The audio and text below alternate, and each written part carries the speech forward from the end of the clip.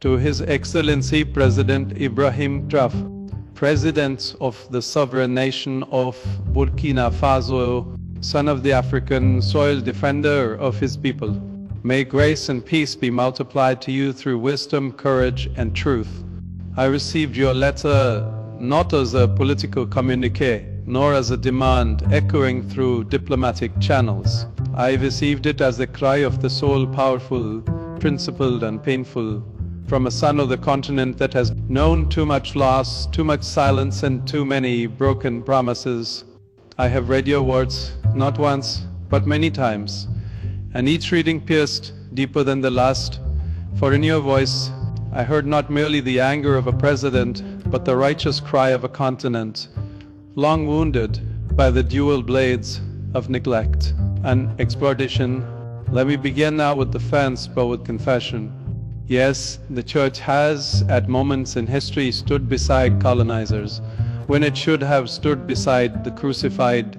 Yet there were chapters, some long, some shamefully brief, where the mission of salvation became entangled in the machinery of subjugation, where the banner of the cross was hoisted beside flags of empire, and the teachings of Christ were diluted by the ambitions of kings. For these sins, sins of omission and commission, I bow my head in repentance. No institution, however sacred, is above self-examination, and if the Church is to remain a beacon, it must not only shine light outward, it must shine it within. You asked, will this papacy be different? And to that I reply, not only will it be different, it must be.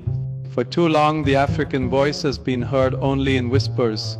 Your leaders have been praised only when they were pliable, and demonized when they dared to defy unjust systems. Your resources have been extracted while your people were left to scavenge what was theirs to begin with. But Africa is not a charity case. Africa is not a patient waiting for the West to administer spiritual or political anesthesia. Africa is the cradle of courage, the wellspring of song, the pulse of prophecy. It is not the world's burden, it is its teacher. Let me speak plainly, as you did, President Trump.